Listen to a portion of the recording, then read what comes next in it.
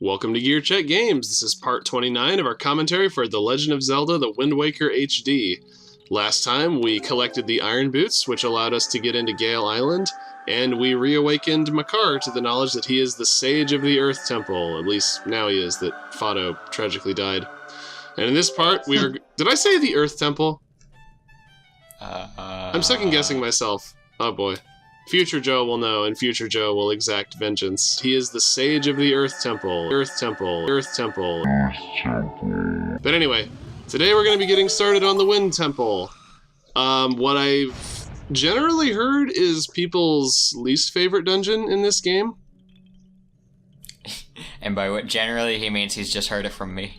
Yeah, well, no, you're not the only one. I feel like I've heard it from at least one other person, but I'm not going to say it's my favorite temple in this game, but there are some things it does that I appreciate, and we'll get to those in turn. I kind of like the music here, too. Like, it's a little bit more pronounced than some of the other dungeons, which is nice. Oh, that sound effect's great. Oh yeah, for Makar. Yeah, I just realized both companions in this game are flyers. Yeah. Mm-hmm. I like that. I guess to give them some sort of utility that Link doesn't have. So do you think they switched around the roles for Makar and Medley from Wind Temple and Earth Temple? Because they thought that if Medley was for the Wind Temple, and you used you got the Iron Boots for it, people would immediately try to equip the Iron Boots while she was carrying them. Oh, and just God. like snap her wings off. Oh no. Yeah, I mean, I don't know if that was their thought process exactly, but I mean, you know. My dad works at Nintendo. I'm pretty sure that's what the reason was. But yeah. This rips out for blood. As you said, Trey, Makar, like Medley, has the ability to fly, and also his equivalent of her, like, light reflecting mirror, or light reflecting harp, rather, is the ability to plant seeds in the ground. Which is basically just like it's basically just like a different kind of switch that only he can activate. Yeah. He has the ability to plant seeds of doubt in the minds of your enemies. Mm-hmm. A deadly Those weapon, trees truly. have a face. By the way, if you want those rupees, make sure you plant those seeds before you finish the dungeon, because as far as I know, that is like the only treasure chest in this game that you can lock yourself out of if you don't plan accordingly. I'm glad it's not a heart piece. Yeah. Oh, I like this combo. Yeah, as Dan mentioned in an earlier part, the item synergy between the Iron Boots and the Deku Leaf is pretty nice in this dungeon. Like the fact that you can use them to weigh down... Use the Iron Boots to weigh down springs to launch yourself into the air where you can then glide. It's kind of a clever implementation of a... Well, I guess this was only the second game that the Iron Boots appeared in, as far as I know. I mean, they weren't in the Oracle games, were they?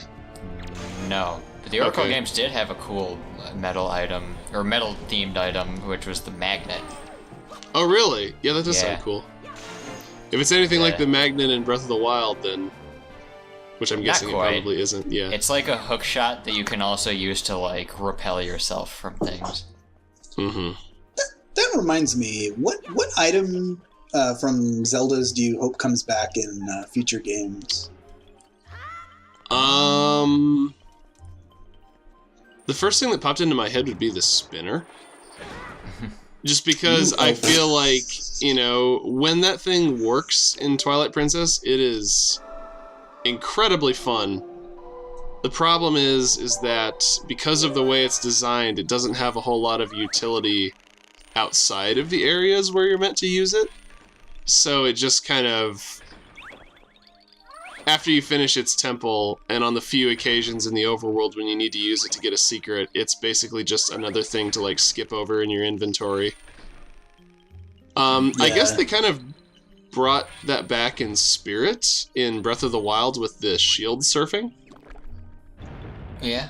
Oh, yeah. Just in that it's like, you know, it's it's fun because it's like fast-paced, like extreme sports or whatever. Yeah, I was so excited about the spinner until I realized that it actually kind of just sucks for what I thought it would be fun to do.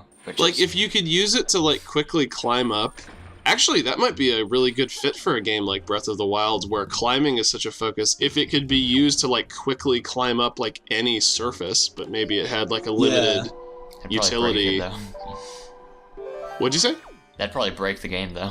Well, you would have to, like, implement it smartly. Like, there would have to be, like, checks and balances for it, but... Or, like, it can only go up, like, flat surfaces, and it gets knocked out from under you if it, like, hits an edge or a slope. Or maybe it gets, like, gradually slower, like, the further along the incline you go. Yeah. Maybe you just use it for, like, a boost at the beginning. What if it was, like... God, once again, we're not even talking about the temple. But, like, what if it was like a half pipe situation where you could, like get a bunch of momentum going downhill and then preserve that going uphill? Oops. I don't know. Oh, well, Makar's dead. Yeah, we were so distracted talking about unrelated things that Makar was captured by floor masters. Yeah. A fate worse than death, and I forgot because I try not to get caught by floor masters, you know, as often as I can for obvious reasons. I forgot the sound they make when they grab you.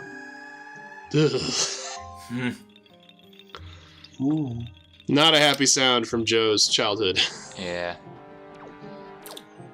My answer for what Zelda item I'd like to see come back, which I guess is pretty much just like what my favorite Zelda item is it's definitely cheating, but transformation masks, because it's not one item, but like, yeah, I feel like it would be a bit too, like, if they just brought it back wholesale, like masks that transform you, but like something that, some kind of item that completely like changes your character and like how they play and that. Or just, like, the ability to, like, roll around really fast or swim fluidly underwater, like... Yeah, but as far as a not cheating answer, the first item my mind comes to that I would like to see used that doesn't really get used, because, like, obviously, like, the hook shot's great, but it's in, like, every Zelda game. Except for Breath of the Wild. Yeah. But I think an item that would be, I feel like could be really cool to use in a 3D Zelda game, or even just like a new 2D Zelda game that is probably the magnet that I just talked about from or the Oracle games. Or I think it was specifically Oracle of Ages or Season, one of them. Because the two games had different sets of items, if I remember. But yeah, I think that could be really cool as like an alternative to the hook shot. Because like the ability to pull stuff toward you as opposed to the opposite. Well, like with the if you took a game like Breath of the Wild that has an actual like proper physics engine, then it could be cool using an item that has. It kind of follows the theming of the Breath of the Wild items, where it has, like, a very simple purpose that can be kind of played with to do all kinds of different things, which is pulling things and pushing things, which it could be used for pulling things to you, pushing things away for, like, puzzles, or pulling you to things, or, like, launching you away from things. That could be fun.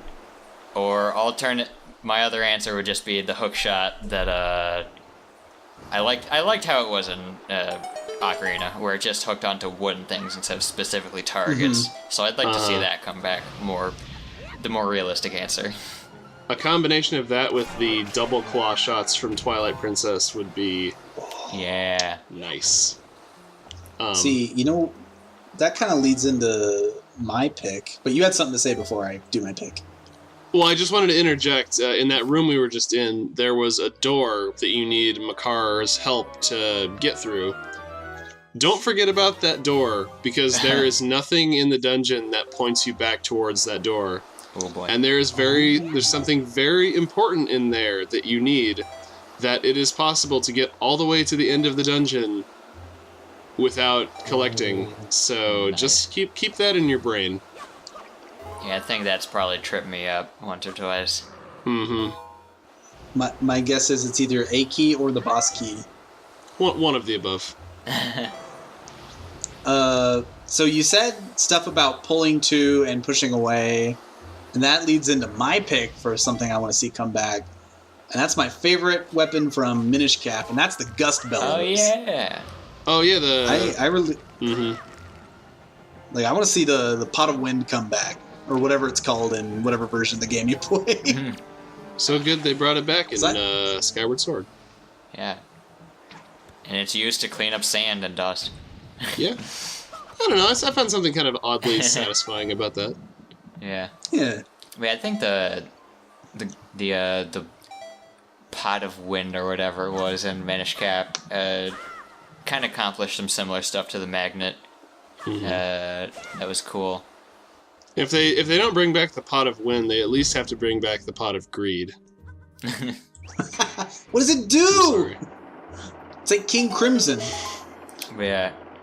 So I guess, I mean, honestly, like, it would be cool to just see the hookshot come back in a Zelda game where it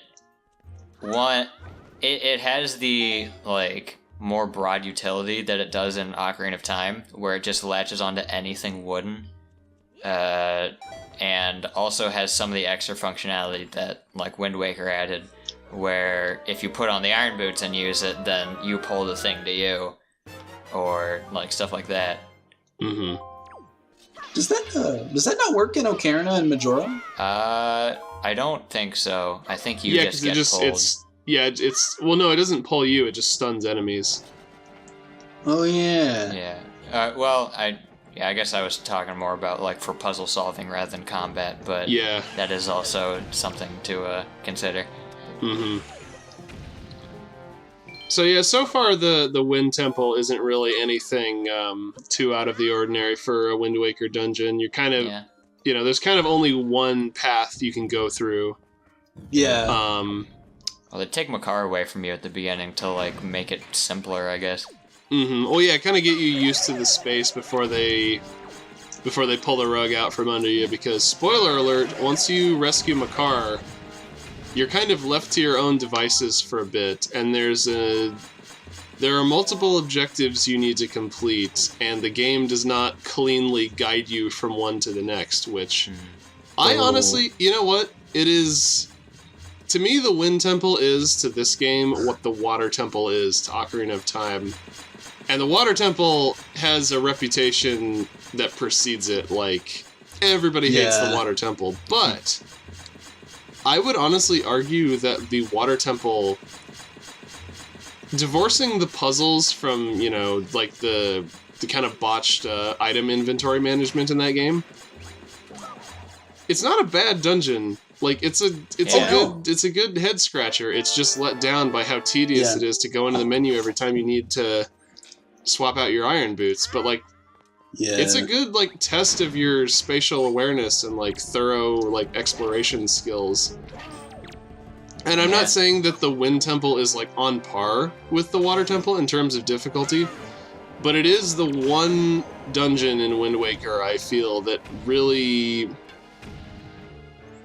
kind of actually taxes your brain in any way, because you do have to remember a few things that the game doesn't, like, clearly tell you, like, oh, you need to go here now. It's like, no, we're going to show you something early on. Keep it in your brain for later, because it's going to be important, and we trust you as an intelligent human being to remember things. For full disclosure, we've been playing Ocarina on stream outside of this, basically one dungeon at a time. That's kind of why the Water Temple's fresh in our minds. Mm-hmm. And I'll say one thing about the Water Temple, because I agree with, like, all the points you have about it. It's got one silver key too many. Well, yeah. And I feel like that's, like, my biggest complaint about it along with the fact that it's like you got to keep putting on those iron boots. Well, again, though, it literally has one silver key too many. There's an extra key in the dungeon. Is there? I think so. Like along the critical path, God. there's one you don't need to use. I think there's. I think in the water temple there is a silver key that just leads to another room that has another silver key in it. I mean, I can believe it. I could be wrong though. A dungeon like that where you don't always have a super clear idea of where you're supposed to go next. I can definitely believe it. Yeah, because like part of the challenge was that the water temple is maybe the least linear of all the temples in Ocarina. Well, just in terms of like how many objectives you can complete before like what am I trying to say here? It gives you freedom. Like you could get any of those keys in like not like any order, but you know there are variables. Yeah. Whereas with the dungeon, you know, like Dragonurst Island, it's like you just go from room to room and like until you get to the boss. Yeah, and I definitely, going back to the original point, I definitely agree with you that, or I definitely, like, I enjoy dungeons that are more, like, kind of, it's about, like, navigating and remembering the space, and it's not just, like, going through a linear series. I like dungeons where you can get lost, and like part of the challenge is finding your way. I think what stuck out. I think what I can only speak from like how I remember the dungeon because I haven't played this game in so long. So I think possibly what might have made this dungeon feel not as good to me as a kid was that like I think I was fine with the whole getting lost thing. But that you, that actually getting around the dungeon is a lot more, like,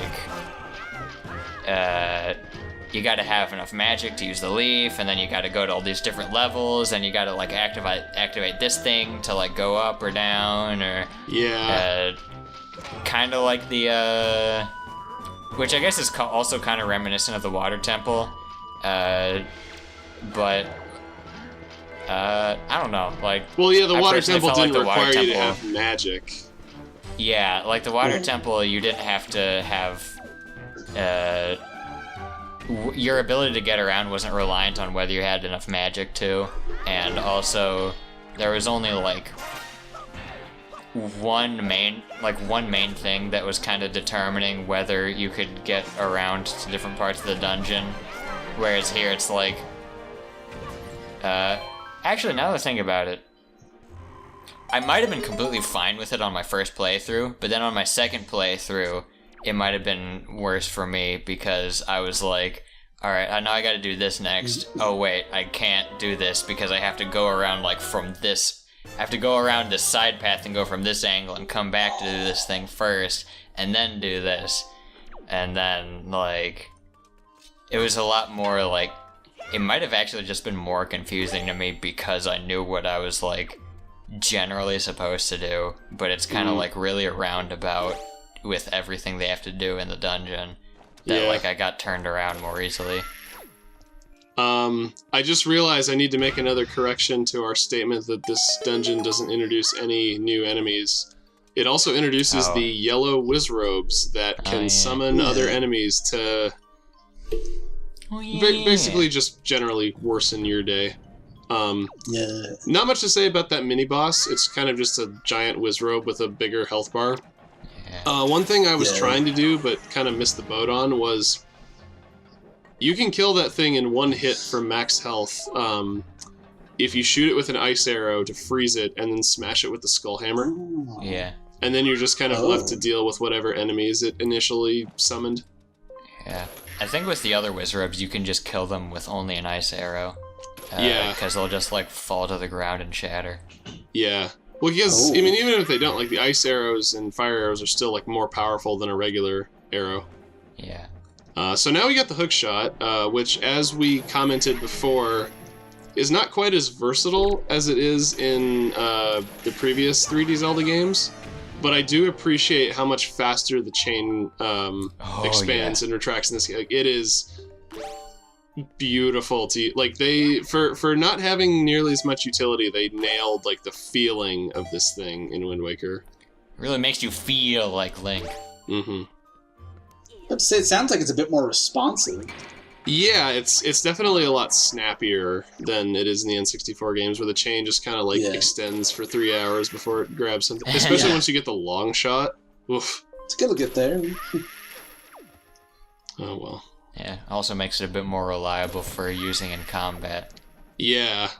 Which I guess might be why they changed its use in combat to not be quite as powerful. Right. All about that game balance. Yep. So now we can finally rescue Makar, and we get another creative use of the iron boots here, where you use them to weigh yourself down in order to pull like one of these statues over. Mm-hmm. Come to think of it, the only thing you really used the iron boots for in Ocarina of Time was to like sink underwater. So I kind of appreciate that this game does a little more with the concept than just that. Kind of makes them feel like more justified. Yeah, I was thinking earlier about how like it's kind of disappointing, but also completely understandable how pretty much all of the entirety of the like different clothes or the equipment mechanic, I guess, in Ocarina pretty much boils down to like this is an item that has one use. Mm-hmm. Like, well, actually no, I'm underselling it because like some of the items have only one use. Like, unfortunately, they're the water-related items. The iron boots are pretty much only for making you sink in water. So, actually, I haven't even tried it, but maybe they could be used to, like, negate knockback when you get attacked or something. Maybe? Maybe. I haven't tried it. And then the blue tunic just makes you breathe underwater. But fortunately, the other boots kind of have some... The other, like, items have some more use. Like, I mean, obviously the swords. And the Goron tunic lets you survive inside the volcano. And also reduces fire damage, which is nice. And I think makes you immune to lava. I had another situation there, like with Medley in the Earth Temple, where I was trying to do something, and Makar just chimed in like, "Hey, did you know you can use the hookshot to latch onto these trees?" I was just like, "Thank you, thanks, Makar. Now I'm being assailed by flaming bats. You know, every kid's dream." Yeah. Man, this whole episode's just been like... I talk about something that's like tangentially related to Wind Waker, and then you're just like, hold on, this thing that's actually relevant happened. Let's talk about that for like a few seconds, then you can get back to your thing. Yeah. That's your trademark, Dan. Yeah. Oh no, I've become the one that talks about irrelevant stuff. Oh. Tangential Dan. That's your name. That's my name, Dan Gential. Are you related to Dan Backslide? Yeah. I'll steal the show. No one will ever know. It's like in Japan where the last names come first. That is a thing, right? Am I not? Backslide Dan. Yeah, that is. No, Dan Backslide. Backslide Dan. Backslide Don. Oh, yeah. Wait, what? Oh god, right into the... Oh, I thought he was going into the pit. So now, you know, when they're not, like, far away from you on distant platforms, the blue bubbles are a little bit easier to deal with now that we have the hook shot.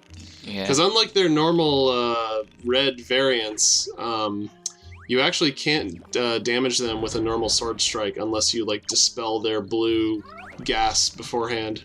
Or an arrow. Well, a normal arrow. Yes. Do arrows work on them?